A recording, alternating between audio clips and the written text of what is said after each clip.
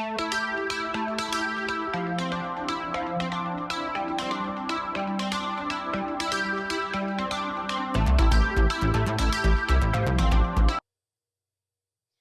back to Wi-Fi Kids, episode 22. And in this week's episode, I have to do all the heavy lifting. What happened? I broke my wrist playing netball. Well, if you have remembered, in a previous episode, we talked about wall attenuation and how it loses signal.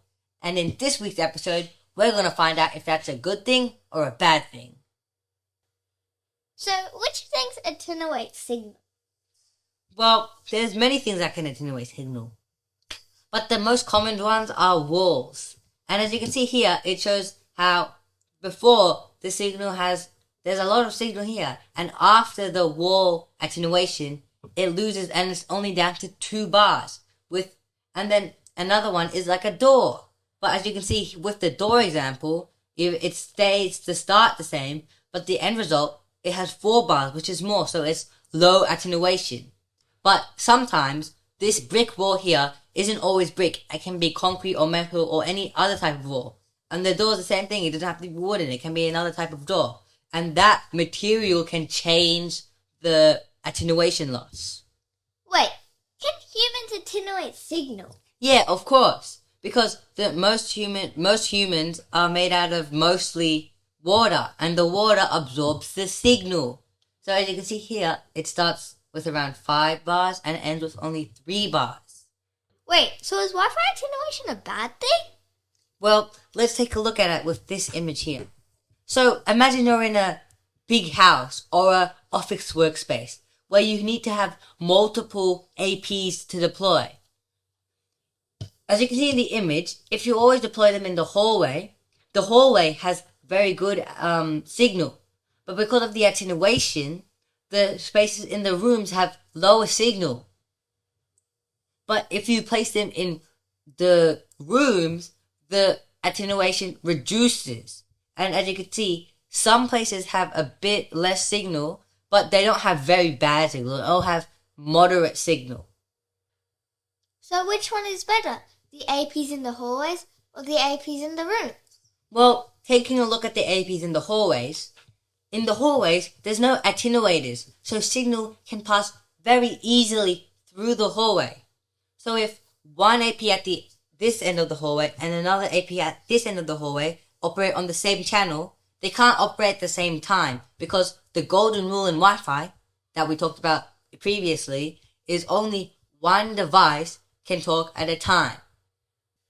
Whereas in the APs placed in different rooms, there's multiple walls to attenuate the signal. So even if they operate on the same channel, they can't hear each other's signal. So the APs can still operate correctly. But what about the human attenuation? Do they include that in the Wi-Fi design? Yeah. As you can see here, this is an example of a stadium that uses APs placed under the seats. Even though that's not the only way they put it there, let's use that as an example. So, in the empty seats, there's nothing to attenuate the signal. So, the APs that, if they're on the same channel, they can hear each other's signals, and it doesn't work well because only one can talk at a time, and they can't operate. But when there's spectators added into the mix, the humans attenuate the signal, and the signal gets attenuated by the people, and even if they're on the same channel, they can't hear the other's signals due to the human attenuation. So now, let's put what we learned into practice. My dad uses this tool called Ekahoo for his Wi-Fi design, and it's super simple. So when you go onto Ekahoo, you can click on AI Pro Online, which is what we can use for Wi-Fi designing. So first, let's create a new project. And let's just name it Cool Wi-Fi Kids House. And then we also have to say where we're from.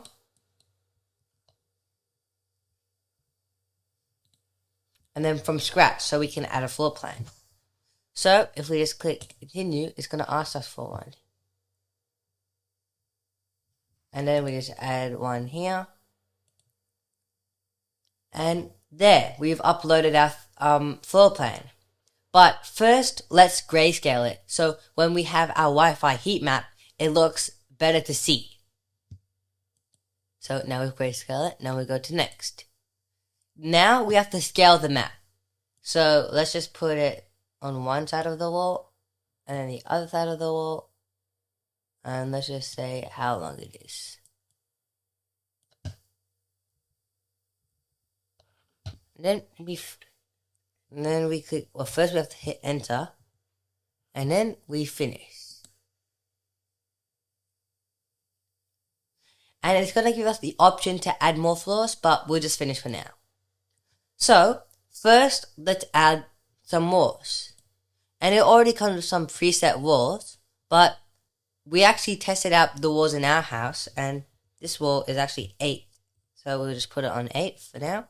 And then we can actually use this great AI tool called wall detection. So first it has to detect the walls, and then when it does, it's super simple. So let's just click place walls, and then voila, the walls are here. Isn't that amazing? So next we have to use the area tool, which is where the Wi-Fi is needed. And the same thing with the AI. We can just do that, and it's so super simple just to do that. Now, this is where the fun part comes in. We get to add the APs and test out where the signal would go and won't go. So, in our previous discussion, we talked about how if we put APs in the corridor, they would go all through without any disruptions. And if another one was placed, they cannot operate at the same time. So let's check it out. If we place one at this side of the hallway, you can see the signal goes all the way through here into the other side and it still is there. So if we placed another AP here and they were on the same channel, they couldn't operate at the same time. This is where Wi-Fi designers use attenuation to their advantage. So we can just select this AP and then move it into a bed here. So now you can see that the signal is definitely less and it only reaches up to this line here. And that's good because if we were to place another AP here, it wouldn't disrupt the signal. As you can see, everything is covered, but they don't disrupt each other's signals, and they can both operate at the same time. So we can see that it only stops around here, but to show how different materials have different attenuations, let's change this room's wall into something that has more attenuation. So we can see it only stops around here. So if we just click this,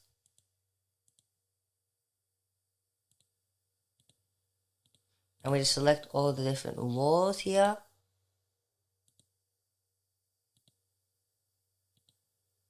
now if we change all of that to something with a bit more dB attenuation, we can see this elevator shaft, which is metal, has 30 dB. So if we click that, now we can select the AP. You can see that it didn't really go anywhere. It only goes out through the door because the door has lower attenuation. And this happens in real life. When you're in an elevator or a lift, it's hard to get signal unless the AP is on the elevator itself. So this is an easy and simple way to understand Wi-Fi design and how to plan Wi-Fi AP deploy. Let's do a recap of what we learned today. Well, first, we learned that there's different attenuators, such as walls, doors, and even humans.